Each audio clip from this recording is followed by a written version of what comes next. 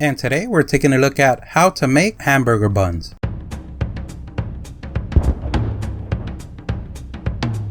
So you already learned how to make your burger patty 2 ways from our previous video, smash burger or just regular patty burger. Now you want to make your own bun. Don't worry, today we're going to take it all the way to the basket. If you haven't watched it yet, we're going to leave a link in the description. The first thing that we're going to do is proof our yeast, and we're going to use active dry yeast. We're going to take our bowl and add 3 tablespoons of sugar. Then we're going to add a cup of warm water from 100 degrees to 110 degrees Fahrenheit, or all depending on your particular yeast. We're going to go ahead and mix that in well, and then add our packet of yeast. If using a bottle, you can add 2 teaspoons of yeast. We're going to go ahead and mix that well and wait for 15 minutes or until we see the foam.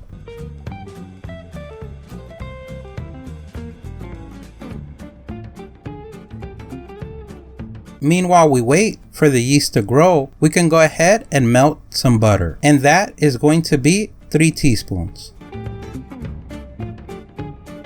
Once our butter has cooled, we can go ahead and pour it in the mixture. We mix it well once again.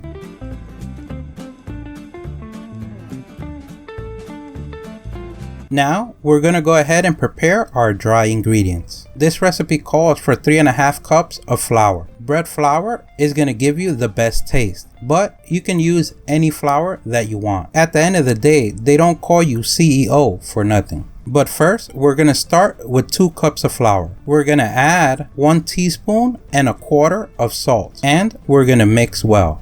If using a stand mixer, this is the time to take it out. We're going to use our Cuisinar stand mixer. If you want to check out that video, we have a link in the description. And remember, the full recipe is also going to be in the description. We're going to place our flat paddle attachment. We're going to add our dry ingredients and then our liquid ingredients, and we're going to go ahead and mix. If you're going to mix it by hand, you can use a spatula to incorporate all the ingredients.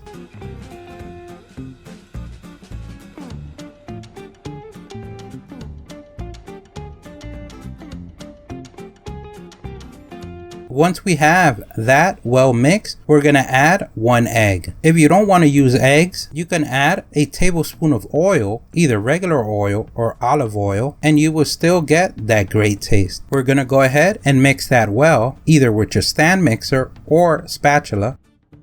Once it's well mixed, now we can add the remaining flour, and that is 1.5 cups. If using a stand mixer, you want to place your dough hook. If doing it by hand, you want to knead the dough for 10 to 15 minutes. You want to flour your working surface and knead your dough. If using a stand mixer, you want to knead it for 5 minutes.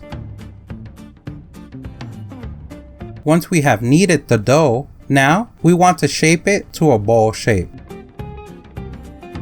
Now we're going to go ahead and take a bowl and grease it. If you have oil spray, you can do that, or you can use regular cooking oil or olive oil. We go ahead and place our dough. Add a little bit more oil on top of the dough or spray it, and get your dough and move it all around the bowl to make sure that it's covered with the oil. And we do this to prevent any crusting. Now we can go ahead and cover our dough. You can use plastic wrap, a humid towel, or this hack we just learned using a new shower plastic cap, or one that you're only going to use for this. But remember, only you know that. We're going to go ahead and let the dough rest for 45 minutes to 2 hours until it doubles in size, or sometimes triple or quadruple depending on your magic hands. Now that it's double in size, we can go ahead and remove most of the air of the dough. We're going to go ahead and flour our working surface. Place our dough. We're going to go ahead and try to flatten it out with our hands to a rectangular shape. Once we get a rectangle shape, now we want to twist the dough from the outer part to the inner part to make a tube form. Then we cut our dough in half. Like the great chef you are, or as everyone knows you in the business, the CEO, we proceed on cutting the dough into equal parts. And to do that with more precision, we go ahead and do it how we like to do it in the StatUpBox team. We eyeball it. General terms, we wing it. But remember, if you want to be more precise, you can always use a scale. Now we're going to go ahead and take each piece of dough and make it into a ball. And we do that by opening the dough and taking the outer parts and pushing in it through the middle until we get a ball. Then at the end, we pinch it together and we place that part as the bottom. And don't worry if it doesn't come out perfect. Bread dough is very forgiving. If somebody asks, you always say you meant to do that. And we go ahead and do that for all of them. If you feel they get a little bit sticky, you can add some flour to your hands. Let's go ahead and get our baking sheet or baking gel and spray it with some oil or grease it and place our dough.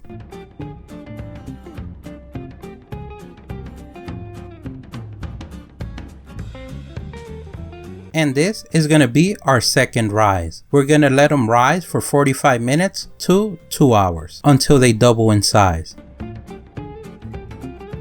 We can go ahead now and preheat our oven to 400 degrees Fahrenheit. Meanwhile the oven preheats, we're going to go ahead and wash our buns. We're going to use an egg wash. If you want to learn how to do that, you can check out our video. The link is going to be on the description. And the wash is going to give it that nice shine. And if you're going to add sesame seeds, the wash helps it from not falling off the bun. Sesame seeds are optional, but they do give it a nice look and crunch.